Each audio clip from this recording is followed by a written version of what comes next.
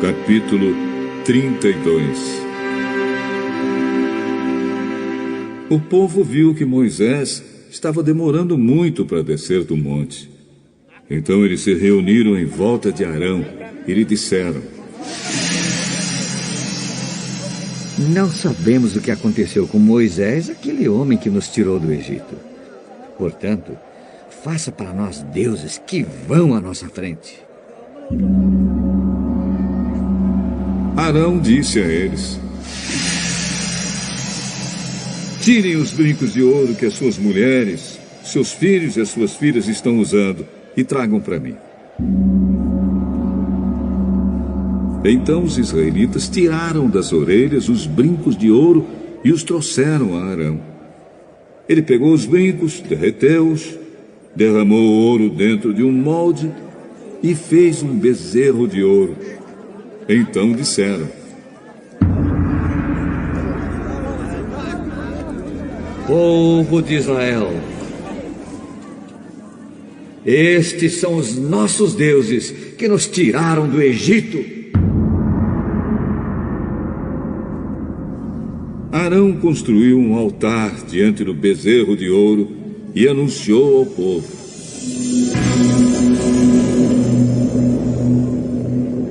Amanhã haverá uma festa em honra de Deus, o Senhor. No dia seguinte, de manhã cedo, eles trouxeram alguns animais para serem queimados como sacrifício e outros para serem comidos como ofertas de paz. Depois, o povo sentou-se para comer e beber e se levantou para se divertir. Então o Senhor Deus disse a Moisés: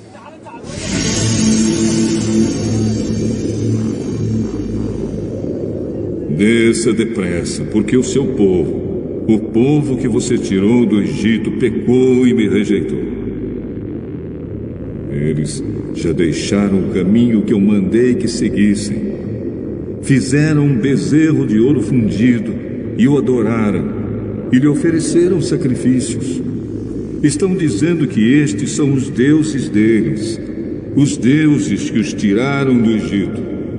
Eu conheço este povo e sei que é muito teimoso. Agora não tente me impedir, pois vou descarregar a minha ira sobre esta gente e vou acabar com eles. Depois farei de você e dos seus descendentes uma grande nação. Porém, Moisés fez um pedido ao Senhor, seu Deus. Ele disse: Ó Senhor, por que ficaste assim tão irado com teu povo, que tiraste do Egito com grande poder e força? Por que deixar que os egípcios venham a dizer que tiraste o teu povo do Egito para matá-lo nos montes e destruí-lo completamente? Não fiques assim irado. Muda de ideia e não faças cair sobre o teu povo essa desgraça. Lembra dos teus servos Abraão, Isaque e Jacó.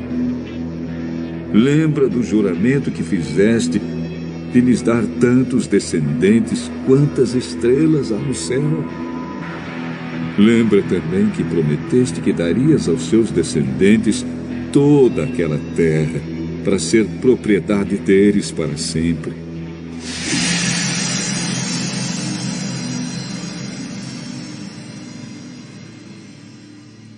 Então o Senhor Deus mudou de ideia e não fez cair sobre o seu povo a desgraça que havia prometido.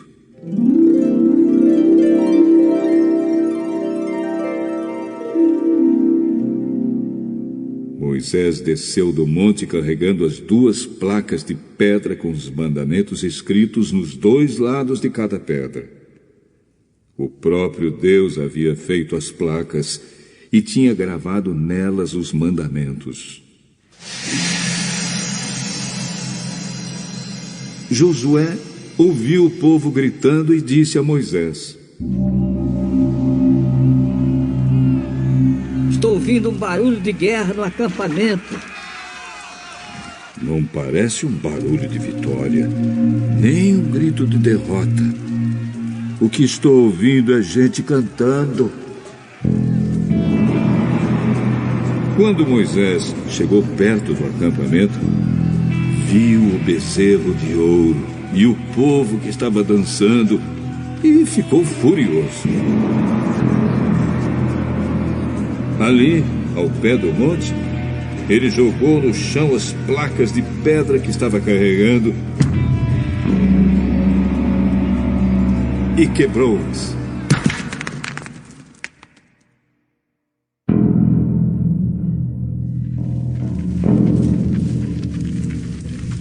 Então pegou o bezerro de ouro que eles haviam feito, queimou no fogo e o moeu até virar pó e espalhou o pó na água.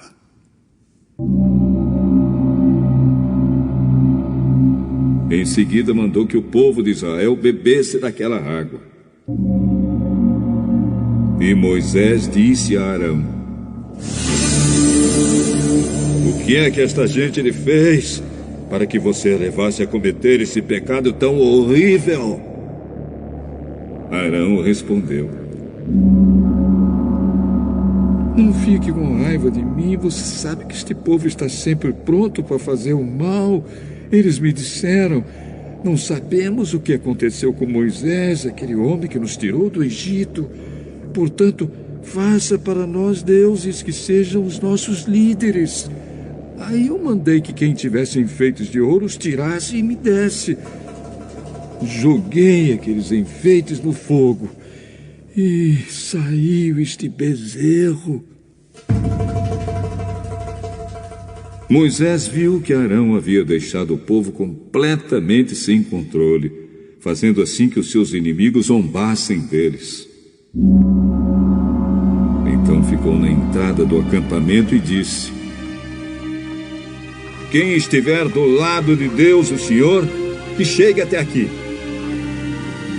Então todos os levitas se reuniram em volta de Moisés, e ele disse: o Senhor, o Deus do povo de Israel, manda que cada um de vocês pegue a sua espada e vá pelo acampamento de ponta a ponta, matando os seus parentes, os seus amigos e os seus vizinhos.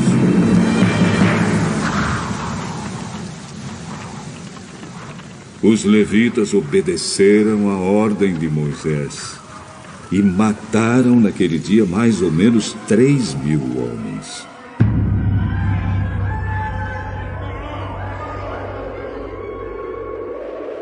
Moisés disse aos levitas: hoje vocês mataram seus filhos e os seus irmãos, e assim se consagraram como sacerdotes para o serviço de Deus, o Senhor. E porque vocês fizeram isso, Deus deu hoje a vocês uma bênção.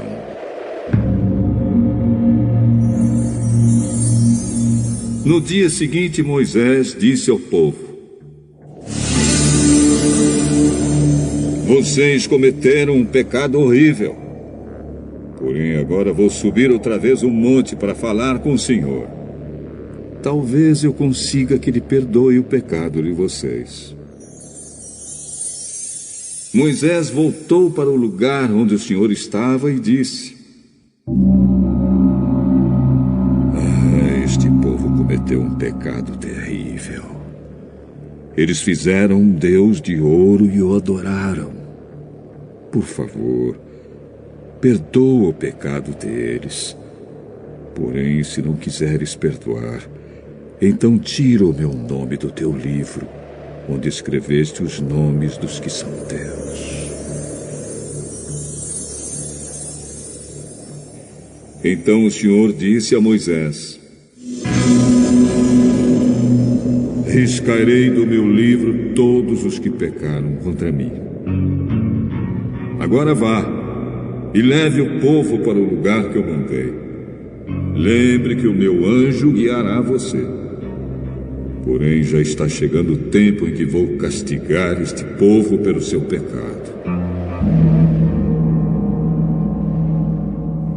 Por isso o Senhor Deus castigou os israelitas com uma doença, pois eles haviam obrigado Arão a fazer o bezerro de ouro.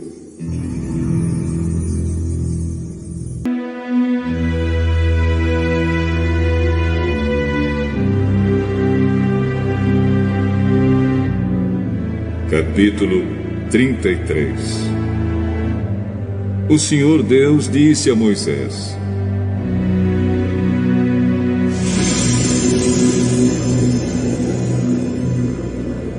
saiam deste lugar, você e o povo que você tirou do Egito, e vão para a terra que eu jurei dar a Abraão, a Isaque, a Jacó e aos seus descendentes. Eu mandarei um anjo para guiar você, e expulsarei os cananeus, os amorreus, os heteus, os perizeus, os heveus e os jebuseus. Vocês irão para uma terra boa e rica. Porém, eu não irei, pois vocês são um povo teimoso, e eu os poderia destruir no caminho.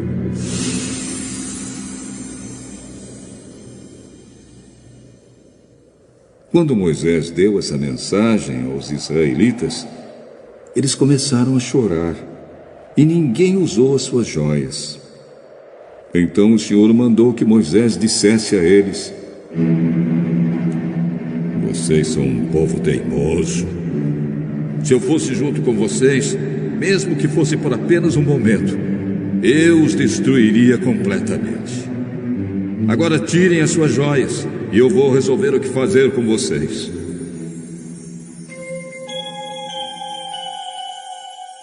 Assim, depois que os israelitas saíram do Monte Sinai, não usaram mais joias.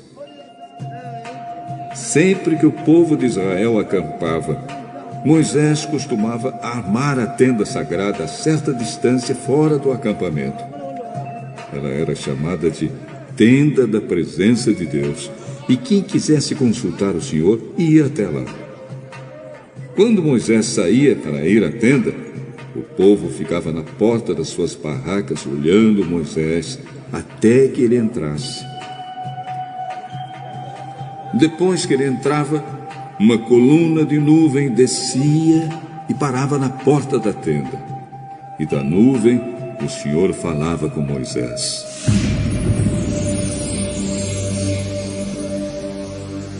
Logo que o povo via a coluna de nuvem na porta da tenda, todos se ajoelhavam. O Senhor Deus falava com Moisés face a face, como alguém que conversa com um amigo. Depois Moisés voltava para o acampamento. Porém, Josué, filho de Num, o moço que era o auxiliar de Moisés, ficava na tenda. Moisés disse a Deus, o Senhor: é verdade que me mandaste guiar este povo para aquela terra. Porém, não me disseste quem irá comigo. Disseste que me conheces bem e que estás contente comigo. Agora, se isso é assim mesmo, fala-me dos teus planos para que eu possa te servir e continuar a te agradar. Lembra que escolheste esta nação para ser tua.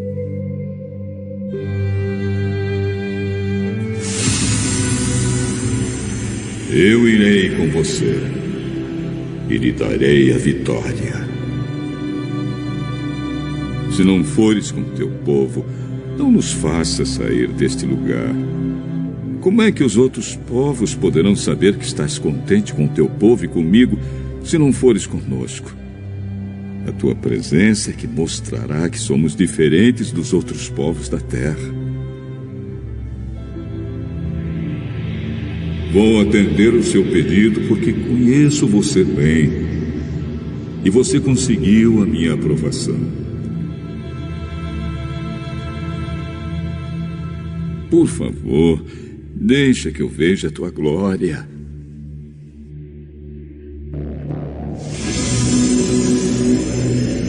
Eu farei com que todo o meu brilho passe diante de você e direi qual é o meu nome sagrado. Eu sou o Senhor e terei compaixão de quem eu quiser e terei misericórdia de quem eu desejar. Não vou deixar que você veja o meu rosto, pois ninguém pode ver o meu rosto e continuar vivo. Mas aqui há um lugar perto de mim, onde você poderá ficar em cima de uma rocha. Quando a minha glória passar, eu porei você numa rachadura da rocha e o cobrirei com a minha mão até que eu passe. Depois tirarei a mão e você me verá pelas costas, porém não verá o meu rosto.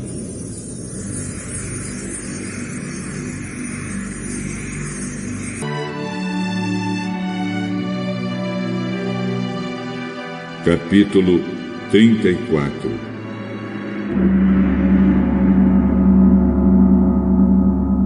O Senhor Deus disse a Moisés: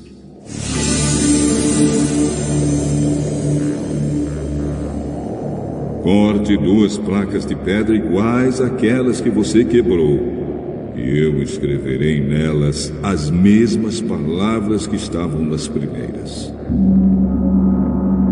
Amanhã cedo esteja pronto para subir o Monte Sinai, a fim de se encontrar comigo ali, no alto do monte. Ninguém deverá subir com você.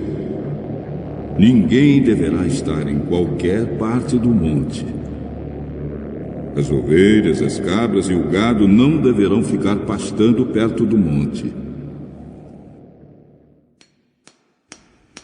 Então Moisés cortou outras 2 placas de pedra iguais às primeiras, e no dia seguinte, como o Senhor havia ordenado, ele se levantou bem cedo e subiu o Monte Sinai, levando consigo as 2 placas. O Senhor desceu numa nuvem. Ficou ali com Moisés e disse qual era o seu nome, isto é, o Senhor. Então Deus passou diante de Moisés e disse em voz alta: eu sou o Senhor, o Deus eterno. Eu tenho compaixão e misericórdia. Não fico irado com facilidade. E a minha fidelidade e o meu amor são tão grandes que não podem ser medidos. Cumpro a minha promessa a milhares de gerações e perdoo o mal e o pecado. Porém, não deixo de castigar os seus filhos e até os netos, os bisnetos e os trinetos pelos pecados dos pais. Moisés se ajoelhou, encostou o rosto no chão e adorou a Deus. Ele disse: oh Senhor, se estás de fato contente comigo, eu te peço que nos acompanhe. Este povo é teimoso, mas perdoa o nosso pecado e a nossa maldade e aceita-nos como teu povo. O Senhor Deus disse a Moisés: eu estou fazendo agora uma aliança com o seu povo. Na presença deles farei maravilhas como nunca foram feitas em toda a terra e em nenhuma nação. Todo o povo verá que milagres eu, o Senhor, posso fazer, pois vou realizar uma coisa terrível em favor de vocês. Obedeçam às leis que estou dando a vocês hoje. Conforme vocês forem avançando, eu expulsarei os amorreus, os cananeus, os heteus, os perizeus, os heveus e os jebuseus. Não façam nenhum acordo com os moradores da terra para onde vocês vão, pois isso poderia ser uma armadilha mortal para vocês. Pelo contrário, derrubem os altares deles, destruam as colunas do deus Baal e cortem os postes ídolos. Adorem nenhum outro Deus, pois eu, o Senhor, me chamo Deus exigente e exijo que vocês adorem somente a mim. Não façam acordos com os moradores da terra que vai ser de vocês. Nos seus cultos, eles adoram deuses pagãos e lhes oferecem sacrifícios. Eles vão convidar vocês para suas reuniões religiosas e vocês poderão ficar tentados a comer os alimentos que eles oferecem aos seus deuses. Os filhos de vocês poderiam casar com mulheres estrangeiras e elas fariam com que vocês fossem infiéis a mim e adorassem os deuses pagãos que elas adoram. Não façam deuses de metal, nem os adorem. Comemorem a festa dos pães sem fermento. Como ordenei a vocês, comam pão sem fermento durante 7 dias no mês de Abibe, que é o tempo certo, pois foi nesse mês que vocês saíram do Egito. Todo primeiro filho é meu, e também o primeiro filhote macho dos animais domésticos. Mas, se vocês quiserem ficar com o primeiro filhote macho de uma jumenta, ofereçam-me um carneiro. Se não quiserem, quebrem o pescoço do jumentinho. Para ficarem com todo o primeiro filho de vocês, paguem o preço determinado. Ninguém deverá aparecer diante de mim sem trazer uma oferta. Vocês têm 6 dias para trabalhar, porém não trabalhem no 7º dia, nem mesmo no tempo de arar ou de fazer a colheita.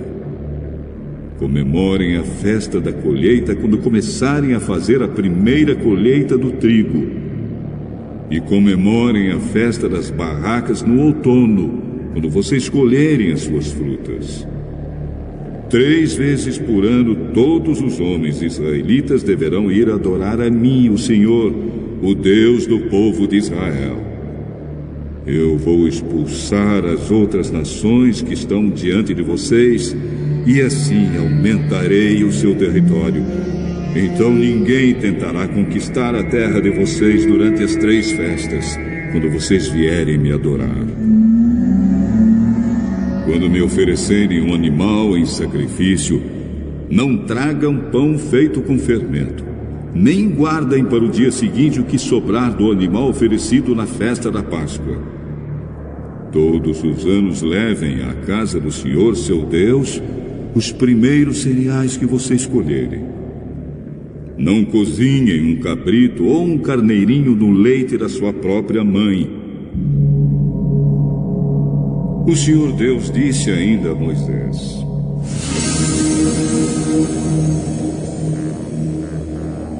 escreva essas palavras, porque é com base nelas que estou fazendo uma aliança com você e com o povo de Israel.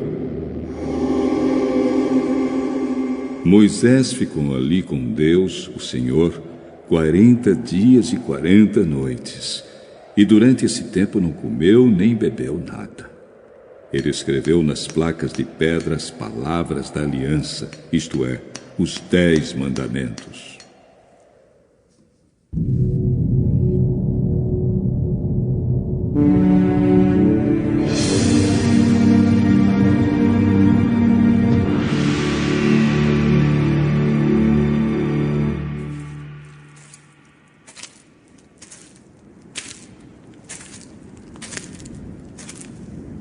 Quando Moisés desceu do Monte Sinai, carregando as 2 placas da aliança, o seu rosto estava brilhando, pois ele havia falado com Deus, mas ele não sabia disso.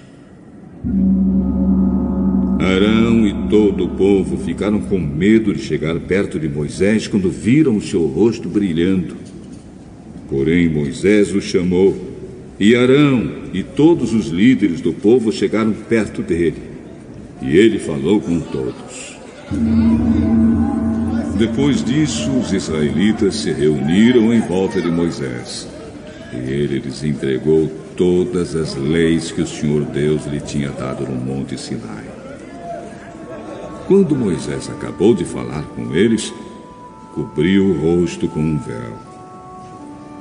Sempre que entrava na tenda sagrada para falar com o Senhor, Moisés tirava o véu. Quando saía, ele contava ao povo de Israel tudo o que Deus lhe havia mandado dizer. e o povo via que o seu rosto continuava brilhando. Porém, Moisés cobria de novo o rosto com o véu, até que entrava de novo na tenda para falar com Deus. Leitura complementar. Patriarcas e Profetas. Capítulo 28. Idolatria no Sinai. A ausência de Moisés foi um tempo de espera e apreensão para Israel. O povo sabia que ele subira ao monte com Josué e havia entrado na nuvem de densas trevas que podia ser vista da planície abaixo, repousando sobre o pico da montanha, iluminado de quando em quando pelos relâmpagos da presença divina. Esperavam ansiosamente a sua volta. Acostumados, como tinham estado no Egito com as representações materiais da divindade, fora-lhes difícil confiar em um ser invisível, e tinham vindo a depender de Moisés para lhes sustentar a fé. Agora ele lhes fora tirado. Dia após dia, semana após semana, passavam-se, e ainda ele não voltava. Embora a nuvem ainda estivesse à vista, parecia a muitos no acampamento que seu chefe deles desertara, ou que fora consumido pelo fogo devorador. Durante esse período de espera, houve tempo para meditação na lei de Deus que tinham ouvido, e prepararem o coração para receber novas revelações que ele lhes poderia fazer. Não tinham tempo demasiado para este trabalho, e se houvessem estado assim, a procurar uma compreensão mais clara dos mandamentos de Deus e a humilhar seus corações diante dele, teriam sido escudados contra a tentação. Mas não fizeram isto, e logo se tornaram descuidados, desatentos e desordenados. Era este o caso especialmente com a mistura de gente. Estavam impacientes por se verem em caminho para a terra da promessa, aquela terra que manava leite e mel. Era unicamente sob a condição de obediência que a bela terra lhes fora prometida. Mas haviam perdido de vista esse fato. Alguns haviam que sugeriam a volta para o Egito, mas a maior parte do povo estava decidida a não mais esperar por Moisés, quer fosse para seguir para Canaã, quer fosse para voltar para o Egito. Sentindo seu desamparo na ausência do dirigente, voltaram às suas velhas superstições. Aquela mistura de gente foram os primeiros a se entregarem à murmuração e impaciência, e foram os chefes da apostasia que se seguiu. Entre as coisas consideradas pelos egípcios como símbolo da divindade estava o boi ou o bezerro, e foi pela sugestão dos que haviam praticado esta forma de idolatria no Egito que então foi feito e adorado um bezerro. O povo desejava alguma imagem para representar a Deus e ir diante deles em lugar de Moisés. Deus não dera espécie alguma de semelhança de si e proibia qualquer representação material para tal fim. Os grandes prodígios feitos no Egito e no Mar Vermelho destinavam-se a estabelecer nele fé, como o ajudador de Israel, invisível e todo-poderoso, o único verdadeiro Deus. E o desejo de alguma manifestação visível de sua presença fora satisfeito com a coluna de nuvem e de fogo que guiava os seus exércitos, e pela revelação de sua glória sobre o monte Sinai. Mas, com a nuvem de sua presença ainda diante deles, volveram em seus corações a idolatria do Egito e representaram a glória do Deus invisível pela semelhança de um bezerro. Na ausência de Moisés, a autoridade judiciária fora delegada a Arão, e uma vasta multidão reuniu-se em redor de sua tenda, com um pedido: faze-nos deuses que vão adiante de nós, porque quanto a este Moisés, a este homem que nos tirou da terra do Egito, não sabemos o que lhe sucedeu. A nuvem, disseram eles, que até ali os havia guiado, repousava agora permanentemente sobre o monte, não mais dirigiria suas viagens. Queriam ter uma imagem em seu lugar, e se, como havia sido sugerido, resolvessem voltar ao Egito, teriam o favor dos egípcios, levando essa imagem diante de si, e reconhecendo-a como seu Deus. Tal ocasião crítica exigiu um homem de firmeza, decisão e coragem inflexível, um homem que tivesse a honra de Deus em maior conta do que o favor popular, a segurança pessoal ou a própria vida. Mas o atual chefe de Israel não era deste caráter. Arão, com fraqueza, apresentou objeções ao povo, mas sua vacilação e timidez, no momento crítico, apenas os tornou mais decidido. O tumulto aumentou. Um frenesi cego e desarrazoado pareceu apoderar-se da multidão. Alguns houve que permaneceram fiéis ao seu concerto com Deus, mas a maior parte do povo aderiu à apostasia. Uns poucos se arriscaram a denunciar a proposta execução da imagem como sendo idolatria, foram atacados e rudemente tratados, e na confusão e excitação perderam finalmente a vida. Arão temia pela sua própria segurança, e em vez de manter-se nobremente pela honra de Deus, rendeu-se às exigências da multidão. Seu primeiro ato foi ordenar que os brincos de ouro fossem reunidos dentre todo o povo e trazidos a ele, esperando que o orgulho os levasse a recusar tal sacrifício. Voluntariamente, porém, cederam seus ornamentos, e destes fez um bezerro fundido, à imitação dos deuses do Egito. O povo proclamou: Estes são os teus deuses, ó Israel, que te tiraram da terra do Egito. E Arão vilmente permitiu se fizesse este insulto a Jeová. Fez mais. Vendo que com satisfação o Deus de ouro era recebido, construiu um altar diante dele e fez esta proclamação: Amanhã será festa ao Senhor. O anúncio foi apregoado por trombeteiros, de grupo em grupo pelo acampamento todo. E no dia seguinte madrugaram e ofereceram holocaustos e trouxeram ofertas pacíficas, e o povo assentou-se a comer e a beber. Depois levantaram-se a folgar. Sob o pretexto de realizarem uma festa ao Senhor, entregaram-se à glutonaria, à folgança licenciosa. Quantas vezes, em nossos próprios dias, é o amor aos prazeres disfarçados por uma forma de piedade? Uma religião que permite aos homens, enquanto observam os ritos do culto, entregarem-se à satisfação egoística ou sensual, é tão agradável às multidões hoje como foi nos dias de Israel. E ainda há arãos flexíveis, que ao mesmo tempo em que mantêm posições de autoridade na igreja, cederão aos desejos dos que não são consagrados, e assim os acoroçoarão ao pecado. Poucos dias apenas se haviam passado desde que os hebreus fizeram um concerto solene com Deus, para obedecerem à sua voz. Tinham estado a tremer de terror diante do monte, ouvindo as palavras do Senhor. Não terás outros deuses diante de mim. A glória de Deus ainda pairava sobre o Sinai, à vista da congregação, mas desviaram-se e pediram outros deuses. Fizeram um bezerro em Horebe e adoraram a imagem fundida, e converteram a sua glória na figura de um boi. Salmo capítulo 106, versos 19 e 20. Como se poderia ter mostrado maior ingratidão, ou feito um insulto mais ousado, àquele que se lhes revelara como um Pai terno e Rei todo-poderoso? Moisés, no monte, foi avisado da apostasia no acampamento, e ordenou-se-lhe voltar sem demora. Vai, desce, foram as palavras de Deus. Porque o teu povo, que fizeste subir do Egito, se tem corrompido. E depressa se tem desviado do caminho que eu lhes tinha ordenado. Fizeram para si um bezerro de fundição, e perante ele se inclinaram. Deus poderia ter sustado aquele movimento ao início, mas permitiu que chegasse a este ponto, para que pudesse ensinar a todos uma lição em seu castigo à traição e à apostasia.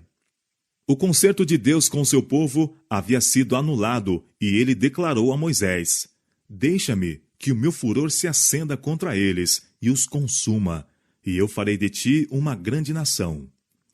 O povo de Israel, especialmente aquela multidão mista, estaria constantemente disposto a rebelar-se contra Deus. Murmurariam também contra seu chefe, e o magoariam pela sua incredulidade e obstinação. E tarefa laboriosa e muito probante seria guiá-los até a terra prometida. Seus pecados já os havia privado do favor de Deus, e a justiça exigia sua destruição. O Senhor, conseguintemente, propôs-se a destruí-los e fazer de Moisés uma poderosa nação. Deixa-me que os consuma, foram as palavras de Deus. Se Deus se propuser a destruir Israel, quem poderia pleitear em seu favor? quantos não teriam deixado os pecadores entregues à sua sorte? Quantos não teriam alegremente trocado um quião de labutas, encargos e sacrifícios, pagos com ingratidão e maledicência, por uma posição de comodidade e honra, quando era o próprio Deus que oferecia o livramento? Moisés, porém, entrevia bases para a esperança, onde apenas apareciam desânimo e ira. As palavras de Deus, deixa-me, compreendeu ele não proibirem, mas sim acoroçoarem a intercessão, implicando que coisa alguma, a não serem as orações de Moisés, poderia salvar Israel. Mas que, sendo assim rogado, Deus pouparia seu povo. Ele suplicou ao Senhor seu Deus e disse: Ó Senhor, por que se acende o teu furor contra o teu povo, que tu tiraste da terra do Egito com grande força e com forte mão? Deus dera a entender que renunciaria a seu povo. Falara deles a Moisés como o teu povo, que fizeste subir do Egito. Mas Moisés, humildemente, não arrogou a si a chefia de Israel. Não eram dele, mas de Deus. Teu povo, que tu tiraste, com grande força e com forte mão. Porque, insistiu ele, hão de falar os egípcios, dizendo: para o mal os tirou, para matá-los nos montes e para destruí-los da face da terra. Durante os poucos meses depois que Israel partira do Egito, a notícia de seu maravilhoso livramento se espalhara por todas as nações circunvizinhas. O medo, bem como terríveis presságios, repousava sobre os gentios. Todos estavam em observação para verem o que o Deus de Israel faria por seu povo. Se fossem agora destruídos, seus inimigos triunfariam, e Deus seria desonrado. Os egípcios alegariam que suas acusações eram verdadeiras. Em vez de levar seu povo ao deserto para sacrificar, fizeram com que fossem sacrificados. Não tomariam em consideração os pecados de Israel. A destruição do povo, ao qual, de uma maneira tão assinalada, honrara, lançaria o vitupério sobre o seu nome. Quão grande era a responsabilidade que repousava sobre aqueles a quem Deus altamente honrara, de fazerem de seu nome um louvor na terra. Com que cuidado deviam guardar-se de cometer pecado, atrair os seus juízos e fazer com que seu nome fosse exprobado pelos ímpios. Intercedendo Moisés por Israel, desapareceu-lhe a timidez ante seu profundo interesse e amor por aqueles, em favor dos quais havia sido nas mãos de Deus o meio para se fazerem tão grandes coisas. O Senhor ouviu-lhes os rogos e atendeu a sua abnegada oração. Deus havia provado o seu servo, provara-lhe a fidelidade e o amor por aquele povo ingrato e propenso ao erro, e nobremente resistira a Moisés à prova. Seu interesse por Israel não se originara em qualquer intuito egoístico. A prosperidade do povo escolhido de Deus era-lhe mais valiosa do que a honra pessoal, mais apreciada do que o privilégio de tornar-se o pai de uma poderosa nação.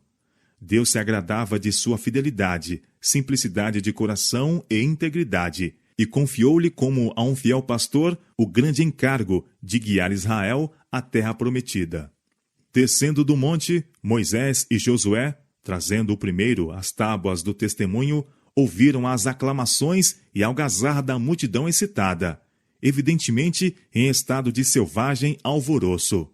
Para Josué, soldado, o primeiro pensamento foi um ataque de seus inimigos.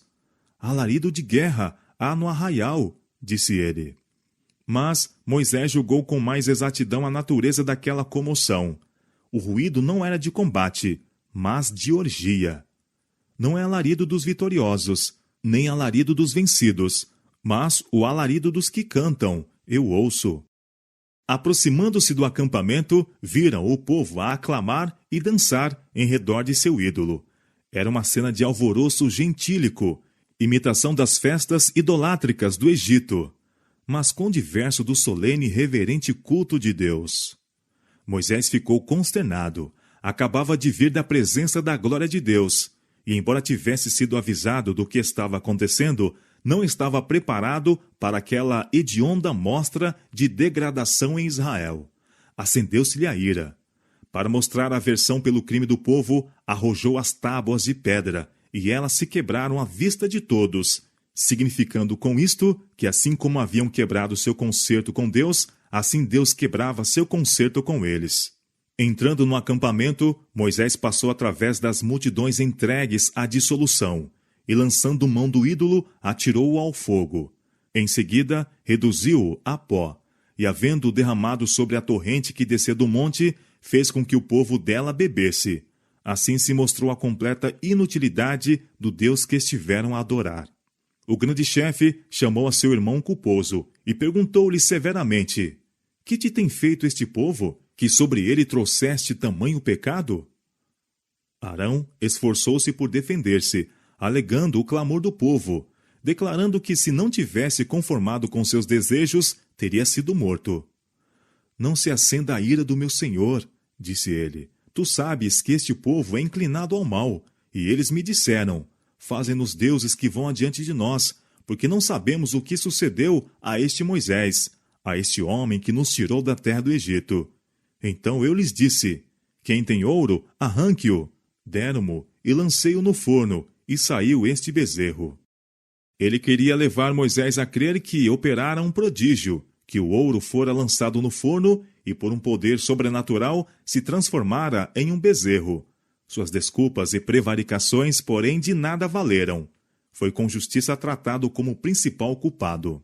O fato de que Arão fora muito mais abençoado e honrado do que o povo foi o que tornou seu pecado tão hediondo. Foi Arão, o santo do Senhor, que fizera o ídolo e anunciara a festa. Foi aquele que fora designado como porta-voz de Moisés, e a respeito de quem o próprio Deus testificou: Eu sei que ele falará muito bem. Foi ele que não pôde sustar os idólatras no seu intento de afrontar ao céu. Aquele por intermédio de quem Deus agira ao trazer juízo tanto sobre os egípcios como seus deuses.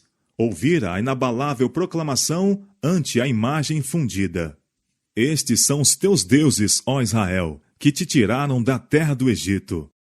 Fora aquele que estivera com Moisés no monte, e ali vira a glória do Senhor, que vira que na manifestação daquela glória nada havia de que se pudesse fazer uma imagem. Sim, foi ele que mudou aquela glória na semelhança de um boi. Aquele a quem Deus confiara o governo do povo na ausência de Moisés, foi encontrado a sancionar a sua rebelião. O Senhor se irou muito contra Arão para o destruir. Deuteronômio capítulo 9, verso 20. Mas, em resposta à fervorosa intercessão de Moisés, sua vida foi poupada. E com arrependimento e humilhação pelo seu grande pecado, foi restabelecido no favor de Deus. Se Arão tivesse tido coragem para se pôr do lado do direito, sem se incomodar com as consequências, poderia ter impedido aquela apostasia. Se houvesse inabalavelmente mantido sua fidelidade para com Deus, se houvesse mencionado ao povo os perigos do Sinai e os tivesse feito lembrar de seu concerto solene com Deus, para obedecerem à sua lei, ter-se-ia assustado o mal. Mas sua conformação com os desejos do povo e a calma segurança com que se pôs a executar os seus planos fizeram com que se atrevessem a ir mais longe no pecado do que antes lhes viera à mente fazer. Quando Moisés, voltando ao acampamento, se defrontou com os rebeldes, a severa repreensão e a indignação que ostentou ao quebrar as tábuas sagradas da lei foram pelo povo contrastadas com os discursos aprazíveis e o porte fidalgo de seu irmão, e suas simpatias estavam com Arão. Para justificar-se, Arão esforçou-se por tornar o povo responsável pela sua fraqueza de ceder ao seu pedido. Mas, apesar disto, estavam cheios de admiração por sua gentileza e paciência. Mas Deus não vê como o homem. O espírito condescendente de Arão e seu desejo de agradar haviam-lhe cegado os olhos à enormidade do crime que estava a sancionar. Seu procedimento, ao emprestar sua influência para o pecado em Israel, custou a vida de milhares. Que contraste entre isto e a conduta de Moisés, o qual, ao mesmo tempo que executava fielmente o juízo de Deus, mostrava que o bem-estar de Israel lhe era mais caro do que a prosperidade, a honra ou a vida. De todos os pecados que Deus punirá, nenhum é mais ofensivo à sua vista do que aquele que acoroçoa outrem a fazer o mal. Deus quer que seus servos demonstrem sua lealdade, repreendendo fielmente a transgressão, por penoso que seja este ato. Aqueles que são honrados com uma missão divina não devem ser fracos e flexíveis servidores de ocasião. Não devem ter como seu objetivo a exaltação própria, nem afastar de si os deveres desagradáveis, mas sim efetuar a obra de Deus com inabalável fidelidade. Posto que Deus houvesse atendido à oração de Moisés, poupando a Israel da destruição, a apostasia deste havia de ser castigada de maneira assinalada. A iniquidade e insubordinação em que Arão permitira caíssem, se não fossem prontamente aniquiladas, passariam de motim à perversidade e envolveriam a nação em ruína irreparável. Com terrível severidade, devia o mal ser excluído. De pé, à porta do acampamento, Moisés chamou ao povo. Quem é do Senhor, vem a mim. Aqueles que não se haviam unido à apostasia deviam tomar posição à destra de Moisés. Os que eram culpados, mas que se arrependeram, ficariam à esquerda. A ordem foi obedecida. Verificou-se que a tribo de Levi não tomara parte no culto idolátrico. Dentre outras tribos, grande número havia dos que, embora houvesse pecado, exprimiam agora o seu arrependimento. Mas uma grande multidão, maior parte daquela mistura de gente que instigara a execução do bezerro, obstinadamente persistiu em sua rebelião. Em nome do Senhor Deus de Israel, Moisés agora ordenou àqueles à sua direita que se haviam conservado inculpados de idolatria que cingissem suas espadas e matassem a todos os que persistiam na rebelião. E caíram do povo naquele dia uns 3.000 homens. Sem consideração para a composição, parentesco ou amizade, os cabeças daquele ímpio motim foram eliminados, mas todos os que se arrependeram e se humilharam foram poupados. Aqueles que efetuaram esta terrível obra de juízo estiveram a agir com autoridade divina, executando a sentença do Rei do Céu. Os homens, em sua cegueira humana, devem acautelar-se de como julgam e condenam seus semelhantes. Mas quando Deus lhes ordena executar sua sentença sobre a iniquidade, ele deve ser obedecido. Aqueles que realizaram este doloroso ato manifestaram desta maneira sua aversão à rebelião e idolatria, e mais completamente se consagraram ao serviço do verdadeiro Deus. O Senhor honrou-lhes a fidelidade, conferindo distinção especial à tribo de Levi. Os israelitas haviam sido culpados de traição, e esta contra o rei que os cumulara de benefícios e cuja autoridade voluntariamente se comprometeram a obedecer. A fim de que se pudesse manter o governo divino, devia executar-se justiça sobre os traidores. Todavia, mesmo nisto, ostentou-se a misericórdia de Deus. Ao mesmo tempo em que ele mantinha sua lei, concedia liberdade de escolha e oportunidade para o arrependimento a todos. Apenas foram eliminados aqueles que persistiram na rebelião. Era necessário que esse pecado fosse punido, como testemunho às nações circunvizinhas do desagrado de Deus pela idolatria.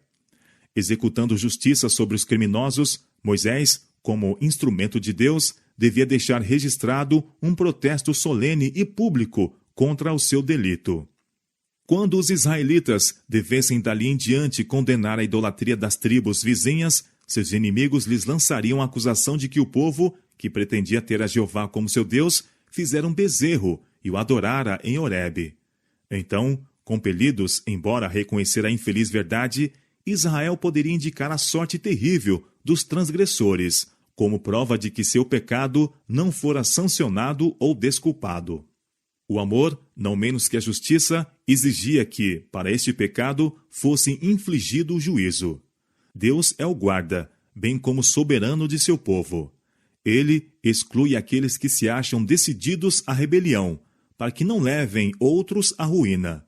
Poupando a vida de Caim, Deus demonstrou ao universo qual seria o resultado de permitir que o pecado ficasse sem punição.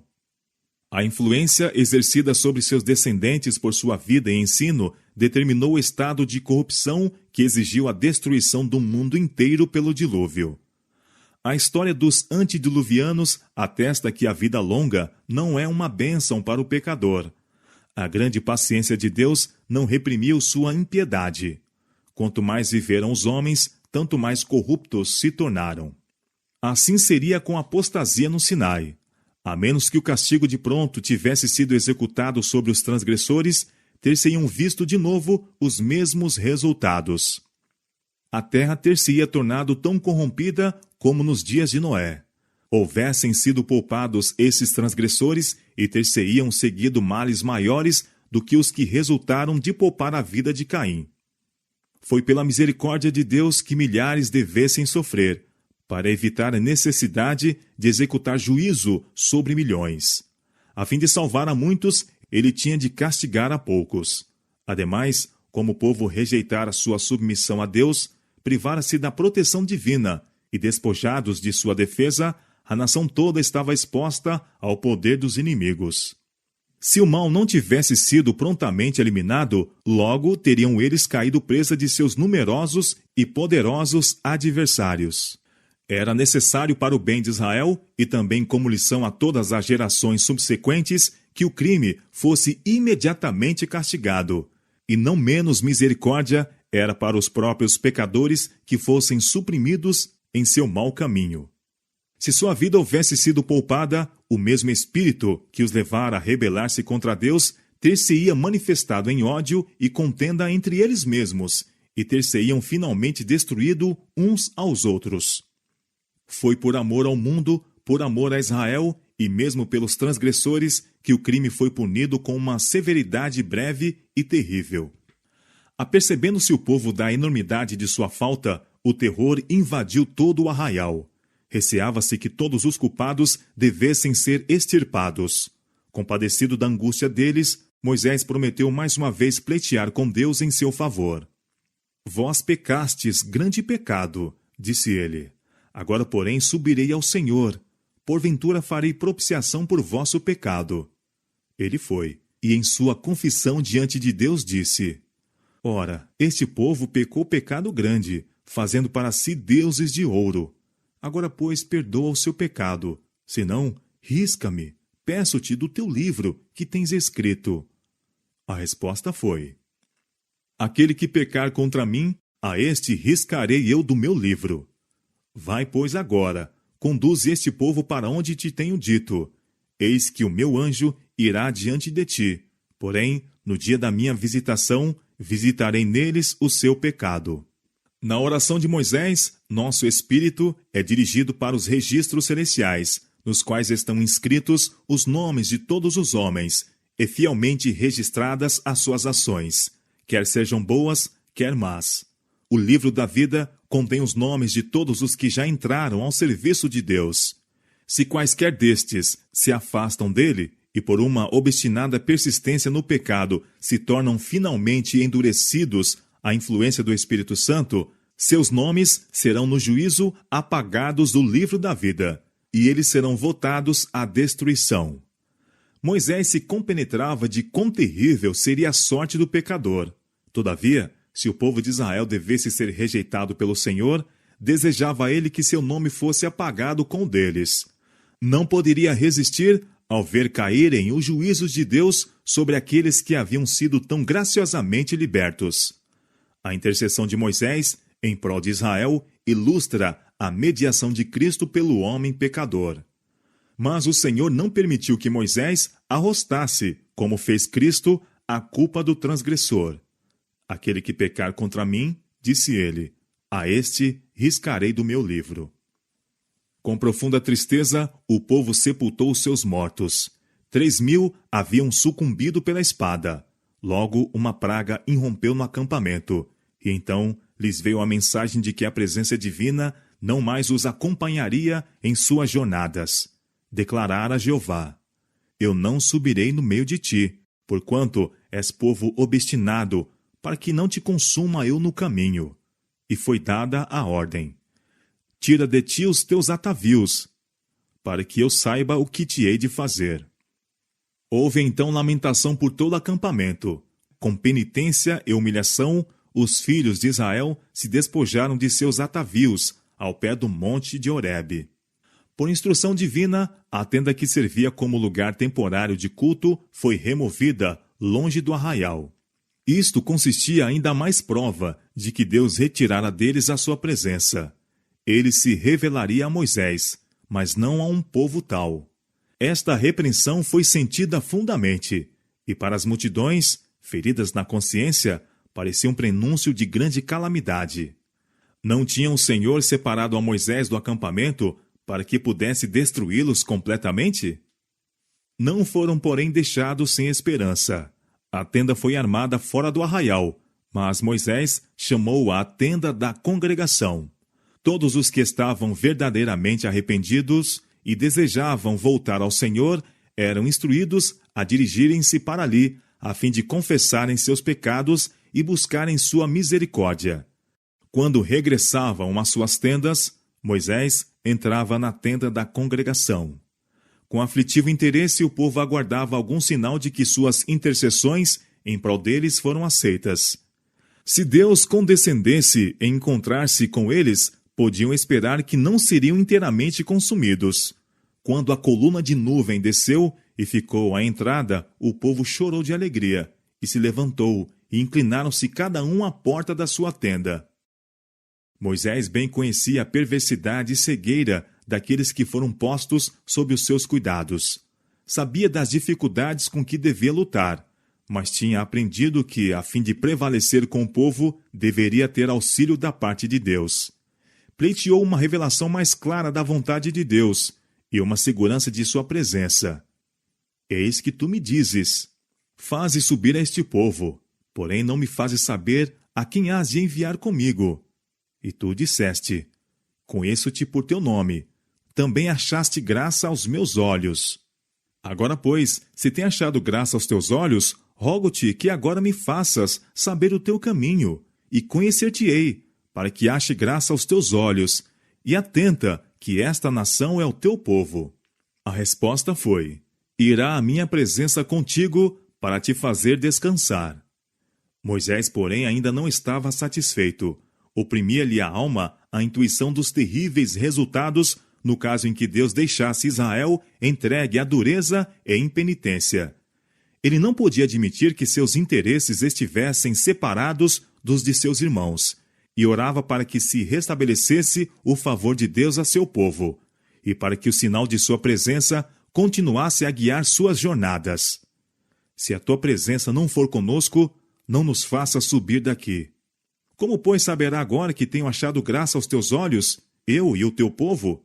Acaso não é por andares tu conosco, e separados seremos, eu e o teu povo, de todo o povo que há sobre a face da terra? E o Senhor disse: farei também isto, que tens dito, porquanto achaste graça aos meus olhos, e te conheço por nome. Não deixou ainda o profeta de pleitear. Cada uma das orações havia sido atendida, mas ele estava sedento por maiores indícios do favor de Deus. Fez então um pedido que ser humano algum jamais fizera antes: rogo-te que me mostres a tua glória. Deus não censurou seu pedido como sendo presunçoso, mas foram proferidas as palavras cheias de graça: eu farei passar toda a minha bondade por diante de ti. A glória de Deus, desvendada, homem algum neste estado mortal poderá ver e viver. Mas a Moisés assegurou-se que ele veria, tanto quanto poderia suportar, da glória divina. De novo foi chamado ao cimo da montanha. Então, a mão que fizera o mundo, aquela mão que transportara as montanhas, sem que o sintam, tomou esta criatura de pó, este poderoso homem de fé, e o colocou na fenda da rocha, enquanto a glória de Deus e toda a sua bondade passaram diante dele. Esta experiência, e acima de tudo mais, a promessa de que a presença divina o acompanharia, foi para Moisés uma certeza de êxito na obra que tinha diante de si, e ele considerava isto de valor infinitamente maior do que todo o saber do Egito, ou todas as suas realizações como estadista ou chefe militar. Nenhum poder, perícia ou sabedoria terrestre podia suprir o lugar da presença duradoura de Deus. Para o transgressor é coisa terrível cair às mãos do Deus vivo, Mas Moisés esteve sozinho na presença do Eterno e não ficou amedrontado, pois tinha a alma em harmonia com a vontade de seu Criador. Diz o salmista: se eu atender à iniquidade no meu coração, o Senhor não me ouvirá. Salmo capítulo 66, verso 18. Mas o segredo do Senhor é para os que o temem, e ele lhes fará saber o seu conserto. Salmo capítulo 25, verso 14. A divindade proclamou a respeito de si: Jeová, o Senhor, Deus misericordioso e piedoso, tardio em iras e grande em beneficência e verdade, que guarda a beneficência em milhares, que perdoa a iniquidade e a transgressão e o pecado, que ao culpado não tem por inocente. Moisés apressou-se e inclinou a cabeça à terra, encurvou-se. Novamente rogou que Deus perdoasse a iniquidade de seu povo e os tomasse como sua herança. Sua oração foi atendida. O Senhor graciosamente prometeu renovar seu favor para com Israel e, em prol deles, operar maravilhas quais não tinham sido feitas em toda a terra, nem entre gente alguma. 40 dias e noites Moisés permaneceu no monte, e durante este tempo, como a princípio, foi miraculosamente alimentado. A homem algum foi permitido subir com ele. Nem durante o tempo de sua ausência ninguém deveria aproximar-se do monte. Por ordem de Deus, preparara 2 tábuas de pedra e levara-as consigo ao cume. E outra vez, o Senhor escreveu nas tábuas as palavras do concerto, os 10 mandamentos. Durante aquele prolongado tempo despendido em comunhão com Deus, a face de Moisés refletira a glória da presença divina. Sem o saber, seu rosto resplandecia com uma luz deslumbrante quando ele desceu do monte. Tal luz iluminou o rosto de Estevão quando fora levado perante seus juízes. Então, todos os que estavam assentados no conselho, fixando os olhos nele, viram seu rosto como o rosto de um anjo. Atos capítulo 6, verso 15. Arão, assim como o povo, recuava de Moisés, e temeram de chegar-se a ele. Vendo sua confusão e terror, mas sem saber a causa, insistiu com eles para que se aproximassem. Apresentou-lhes a garantia da reconciliação com Deus, e lhes assegurou o restabelecimento de seu favor. Nada perceberam em sua voz, a não ser amor e solicitude, e finalmente aventurou-se um a aproximar-se dele. Muito atônito para que pudesse falar, silenciosamente apontou para o rosto de Moisés e então para o céu. O grande chefe compreendeu o que queria dizer. Em sua consciente culpabilidade, sentindo-se ainda sob o desagrado divino, não podiam suportar a luz celestial, a qual, se houvessem eles sido obedientes a Deus, tê-los-ia enchido de alegria. O medo acompanha a culpa. A alma que está livre de pecado não deseja esconder-se da luz do céu. Moisés tinha muito a comunicar-lhes, e compadecendo-se de seus temores, pôs um véu sobre o rosto, e continuou a fazer assim dali em diante, sempre que voltava ao acampamento depois de ter comunhão com Deus.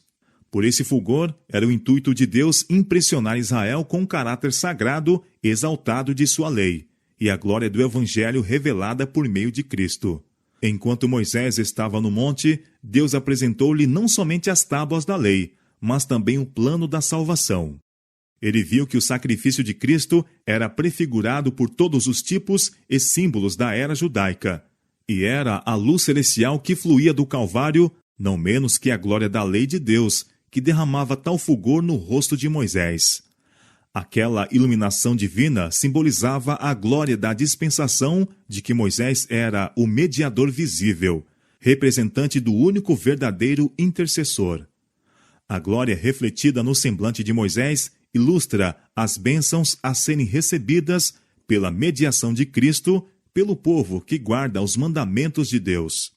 Testifica de que, quanto mais íntima for nossa união com Deus e mais claro o nosso conhecimento de suas ordens, tanto mais plenamente nos adaptaremos à divina imagem e mais facilmente nos tornaremos participantes da natureza divina. Moisés era um tipo de Cristo. Como intercessor de Israel, velou o rosto, porque o povo não podia resistir ao ver a glória do mesmo. Assim Cristo, o mediador divino velou sua divindade na humanidade quando veio à Terra. Se tivesse vindo revestido do resplendor do céu, não poderia ter obtido acesso aos homens em seu estado pecaminoso. Estes não poderiam suportar a glória de sua presença. Portanto, ele humilhou-se e foi feito em semelhança da carne do pecado, para que pudesse chegar até a raça decaída e levantá-la.